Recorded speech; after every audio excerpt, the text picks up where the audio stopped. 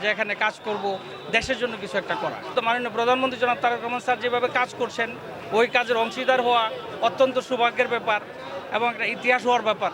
সেই ভালো লাগার কাছ থেকে এখানে আসা, যে এখানে কাজ করব, দেশের জন্য কিছু একটা করা। এই যে শিক্ষা দীক্ষা নিজে খুব স্টাবলিশ, আপনারা জানেন আমি দীর্ঘ 20 বছর যাবৎ লন্ডনে ছিলাম, আর ওখানেই আমার সব কিছু। আমি আসছি দেশের উন্নয়নের জন্য কিছু করতে পারলে নিজেকে খুব সৌভাগ্যবান মনে হবে।